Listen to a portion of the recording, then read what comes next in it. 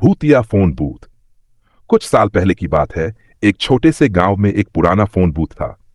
यह बूथ गांव के एक सुनसान चौराहे पर स्थित था, जहां अक्सर लोग कम ही आते जाते थे। इस बूथ का उपयोग गांव के लोग अपने रिश्तेदारों से संपर्क करने के लिए करते थे, क्योंकि वह इलाके में फोन नेटवर्क की स्थिति अच्छी नहीं थी। लेकिन गांव वालों में एक अफवाह फैली हुई थी कि इस बूथ से कोई अनहोनी जुड़ी हुई थी। कई लोगों ने यह कहा था कि उन्होंने उस बूथ से रात के समय अजीब आवाजें सुनी थीं, जैसे कोई फोन पर बात कर रहा हो। लेकिन जब लोग उस बूथ के पास जाकर देखते, तो वह बूथ खाली होता। एक रात गांव के एक युवक अर्जुन ने सोचा कि वह इस रहस्य का हल निकालेगा। उसने देर रात का समय चुना और फोन बूथ की ओर बढ़ने लगा।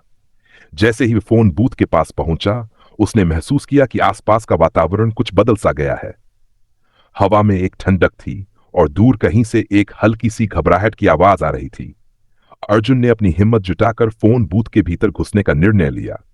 जैसे ही उसने दरवाजा खोला, एक अजीब सी सर्द हवा का झोंका उसे भीतर खींच ले गया।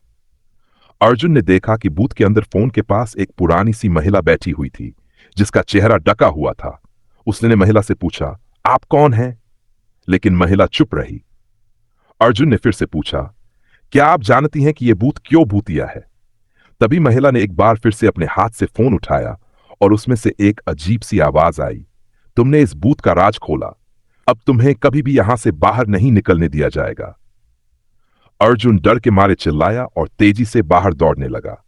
अर्जुन के गायब होने के बाद गांव में एक नई अफवाह फैल गई।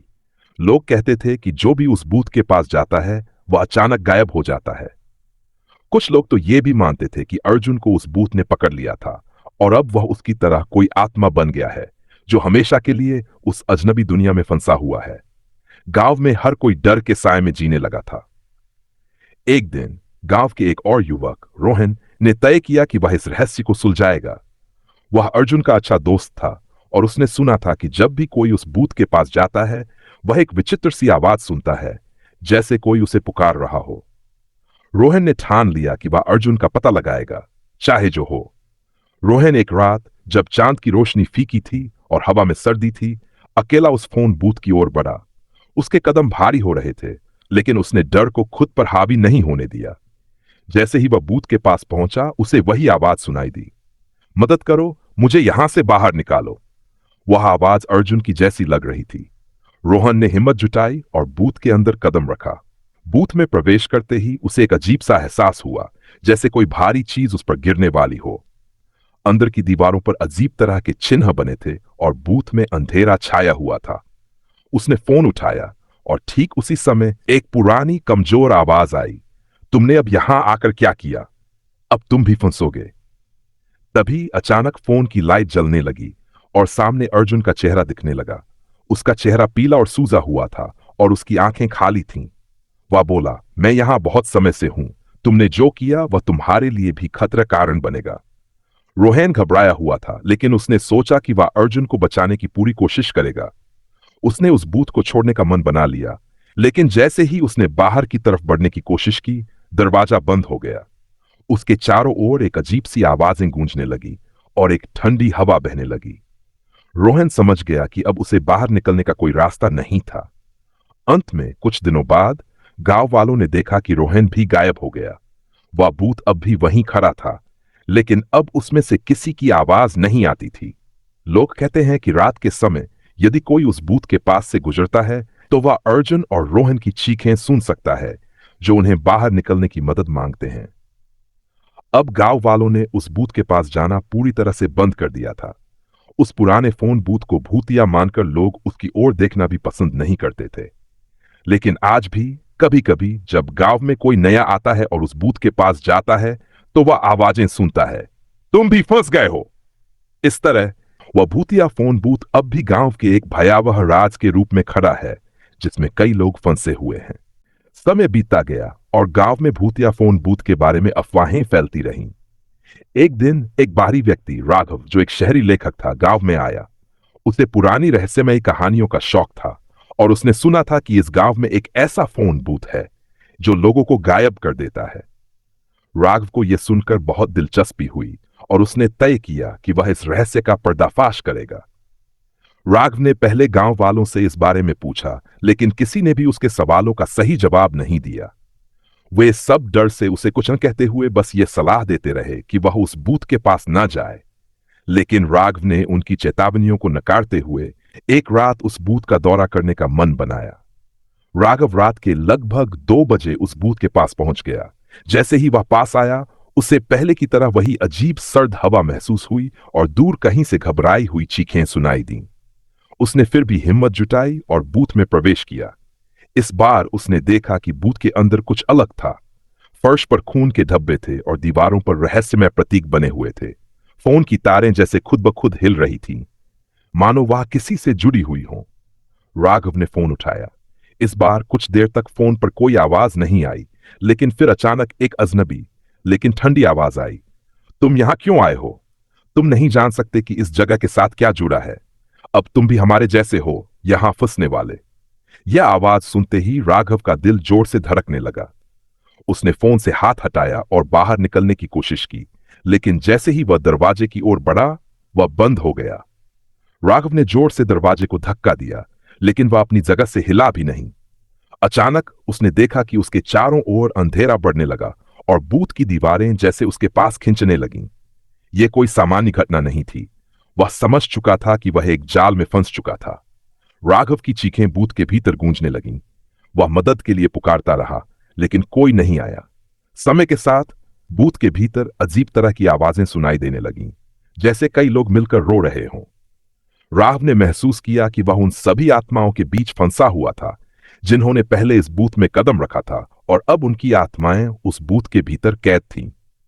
गांव में लोग उस रात राघव को देखने आए, लेकिन वह भी गायब हो चुका था। अब गांव में कोई भी उस फोन बूथ के पास जाने का साहस नहीं करता था। लेकिन कहते हैं, रात के अंधेरे में जब कोई नया व्यक्ति उस बूथ के पास जाता है तो एक आवाज सुनाई देती है, तुम भी हमारे साथ रहोगे। उस बूथ को अब आत्माओं का घर कहा जाने लगा।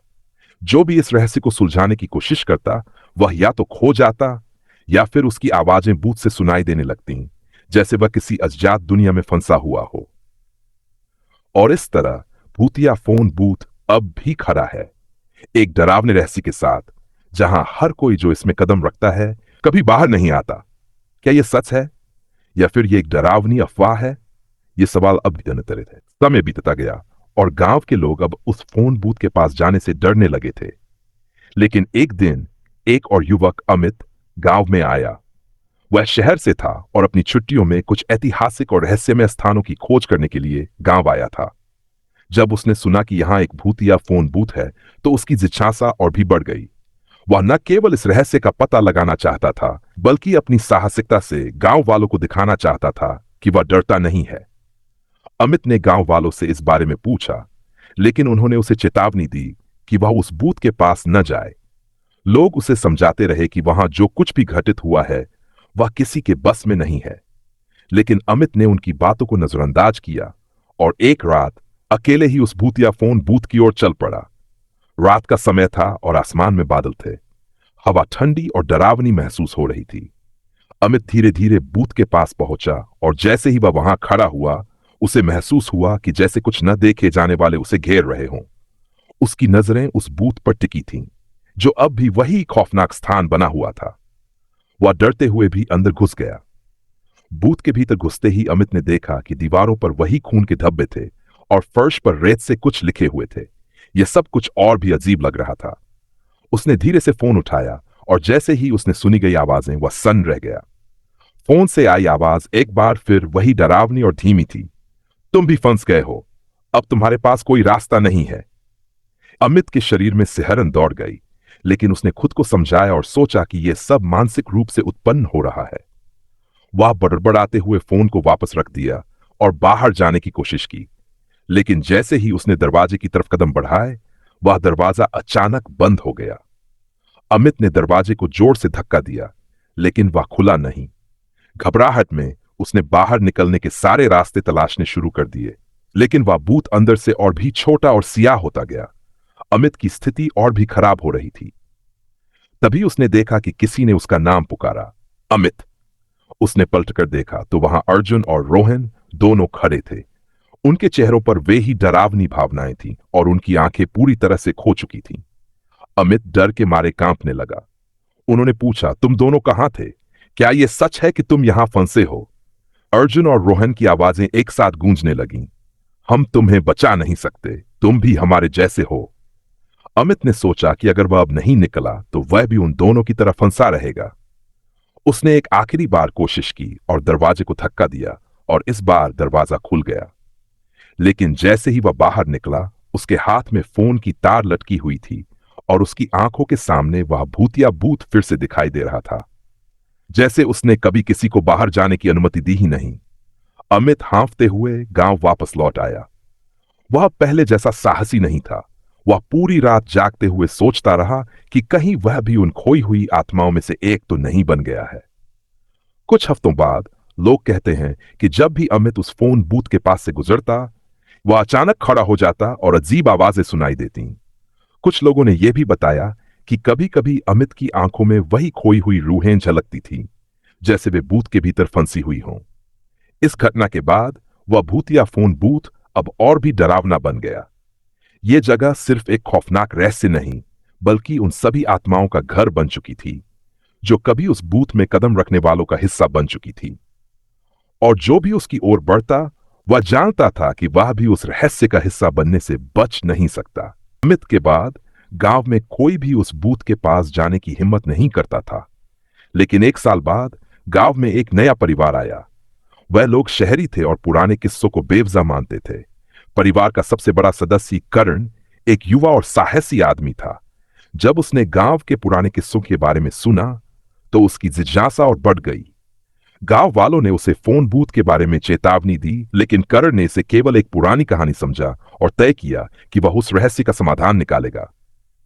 एक रात करण अकेले ही उस डरावने फोन बूथ की ओर बढ़ा। आसमान में हल्की सी बारिश हो रही थी और हवा में एक अजीब सी ठंडक थी। जैसे ही वह बूथ के पास पहुंचा, उसे अंदर से एक धीमी सी आवाज सुनाई दी, तुम यहां क्यों आए हो? करण ने थोड़ी देर सोचा, फिर धीरे से बूथ में प्रवेश किया। अंदर की हवा और भी ठंडी महसूस हो रही थी। दीवारों पर वही पुराने खून के धब्बे थे और फर्श पर वही अजीब चिन्ह थे। लेकिन करण को कुछ और ही महसूस हो रहा था, जैसे वह इस जगह से पहले कहीं परिचित हो। उसने फोन उठाया और जैसे ही वह फोन से चिपका, एक हल्की सी घबराई हुई आवाज आई, तुमने क्यों आकर हमें फिर से जिंदा किया? वो आवाज अजनबी और फिर भी रहस्यमय थी। अचानक फोन के दूसरी तरफ किसी ने कहना शुरू किया, तुम हमारे जैसे हो, तुम भी अब यहां फंसे हो, हमसे निकलने का कोई रास्ता नहीं है। करण को समझ में आया कि ये वही आवाजें थीं जो किसी समय अर्जुन, रोहन और राघव से आई थीं, लेकिन वह इस बार डरने के बजाय और अधिक उत्सुक था। उसने पूछा, तुम कौन हो? यहां क्या हो रहा है? इसी बीच उसकी आंखों के सामने अंधेरा छाने लगा और उसने देखा कि चारों ओर एक और अजनबी सी दुनिया खुलने लगी। वह नहीं समझ पाया कि वह कहां जा रहा था, लेकिन जैसे ही वह एक कदम और बढ़ा, वह एक अनजानी काल्पनिक दुनिया में पहुंच गया। वहां उसने देखा कि अर्जुन, रोहन और राघव सब खड़े थे, लेकिन अब उनकी आंखों में जीवन की कोई चमक नहीं थी। वह सभी मृत आत्माएं थीं जो उस बूथ में फंसी हुई थीं। तुमने हमारे साथ क्या किया? अर्जुन की आवाज गहरी, अब तुम भी यहां हमारा हिस्सा बनोगे। करण को अब यह एहसास हुआ कि वह किसी जाल में फंस चुका है। उन सभी आत्माओं के बीच वह एक नया शिकार बन चुका था। उसने बेतहाशा दरवाजे को धक्का दिया, लेकिन दरवाजा नहीं खुला। वह अंदर और अंदर की ओर खींचा जा रहा था, जैसे उस दुनिया में और गहरे फंसता जा रहा हो। तभी अचानक एक मजबूत लहर सी महसूस हुई और वह छपकी में जा गिरा। जब उसकी आंखें खुली तो वह खुद को उसी पुराने फोन बूथ के बाहर पाया, लेकिन कुछ बहुत अलग था। वह अब एक भूतिया, डरा हुआ आदमी था। उसकी आत्मा अब उस अजनबी दुनिया में खो चुकी थी और वह खुद को उन आत्माओं के बीच फंसा हुआ महसूस कर रहा था। गांव में लोग कहते हैं कि करण अब भी फोन बूथ के पास खड़ा रहता है। कुछ लोग जब रात को उस बूथ के पास से गुजरते हैं तो वे उसकी आवाजें सुनते हैं, मुझे बचाओ, अब मैं भी यहां फंसा हूं। अब वह भूतिया फोन बूथ और भी खौफनाक हो गया। अब यह सिर्फ एक रहस्यमय जगह नहीं, बल्कि उन सभी आत्माओं का घर बन गया था जो कभी उस बूथ के पास गए थे और अब कभी वापस नहीं लौटे। जो भी उस बूथ से गुजरता, उसकी आत्मा उस भूतिया जगह में खो जाने का खतरा महसूस करती थी। क्या वह जगह सच में भूतिया थी या ये बस एक डरावनी कहानी थी? ये सवाल अब भी अनुत्तरित है, लेकिन हर कोई जानता है कि उस बूथ से किसी का लौटना नामुमकिन है। महीने बाद गांव में एक नया व्यक्ति, निखिल, आया। वह एक अन्वेषक था और पैरानॉर्मल घटनाओं पर शोध करता था। निखिल ने सुना था कि उस गांव में एक भूतिया फोन बूथ है जो कई लोगों को गायब कर चुका है। निखिल का मानना था कि इन घटनाओं का कोई वैज्ञानिक कारण होगा और वह यह जानने के लिए आया था कि क्या वह इस रहस्य को सुलझा सकता है। निखिल ने गांव के बुजुर्गों से इस फोन बूथ के बारे में सुना और उनका डर देखकर उसने तय किया कि वह इस रहस्य का समाधान निकालेगा। उसने रात को ही अपने उपकरणों के साथ उस बूथ पर जाने का फैसला किया। गांव वालों ने उसे चेतावनी दी, लेकिन निखिल उन्हें अनसुना किया और वह अकेले ही उस बूथ की ओर बढ़ने लगा। रात का समय था और जैसे ही निखिल बूथ के पास पहुंचा, उसे एक अजीब सी खामोशी महसूस हुई। आसपास का माहौल सामान्य से बहुत अलग था। ठंडी हवा, सुनसान रास्ते और दूर से आती हुई सर्द आवाजें। वह बूथ में दाखिल हुआ और जैसा कि वह उम्मीद कर रहा था, वहां कुछ और ही था। बूथ के भीतर अंधेरा था और फोन पर खून के धब्बे थे। दीवारों पर वही अजीब चिन्ह बने हुए थे, लेकिन निखिल डरने की बजाय सभी चीजों का गहन अध्ययन करने लगा। उसने अपने उपकरणों को चालू किया और कमरे का तापमान और हवा में बदलाव मापने लगा। तभी अचानक फोन में एक हल्की सी आवाज आई, तुम यहां क्यों आए हो? तुम्हें नहीं समझ आता कि यह जगह तुम्हारे लिए नहीं है? निखिल ने शांत रहते हुए फोन उठाया और पूछा, क्या आप हमें बताना चाहेंगे कि यहां क्या हो रहा है? क्यों लोग इस जगह से गायब हो जाते हैं? तभी फोन पर एक और आवाज आई, तुम सभी हमारे जैसे हो। अब तुम भी यहां फंस गए हो। तुम्हारे लिए कोई रास्ता नहीं है। निखिल की आंखों के सामने अंधेरा घना होने लगा। अचानक वह महसूस करने लगा कि जैसे वह उस फोन बूथ से बाहर निकलने की कोशिश कर रहा हो, लेकिन हर दिशा में उसे एक दीवार सी महसूस हो रही थी। उसे लगा जैसे बूथ का वातावरण उसे अंदर खींच रहा हो। वह जल्दी से फोन को रखता है और दरवाजे की ओर बढ़ने लगता है, लेकिन दरवाजा अचानक बंद हो गया। निखिल ने घबराकर दरवाजा पीटना शुरू किया, लेकिन वह नहीं खुला। जैसे ही उसने दरवाजे को और जोर से धक्का दिया, वह अंदर से एक अजीब सी हलचल महसूस करने लगा।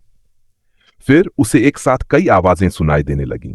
अर्जुन, रोहन, राघव और करण की आवाजें जो मदद की गुहार लगा रहे थे। वे सब उसे पुकार रहे थे, तुमने हमें क्यों छोड़ा? अब तुम भी हमारे जैसे हो। निखिल ने घबराते हुए अपने उपकरणों को चेक किया, लेकिन अब उसकी स्क्रीन पर कुछ अजीब तरह के संकेत थे। अचानक उसने देखा कि दीवारों पर कुछ उधरली सी आकृतियां बन रही थीं। ये आकृतियां धीरे धीरे इंसान के आकार में बदलने लगीं। निखिल को अब यह समझ में आ गया कि वह सिर्फ एक साधारण फोन बूथ नहीं, बल्कि एक दूसरे आयाम से जुड़ी हुई जगह में था।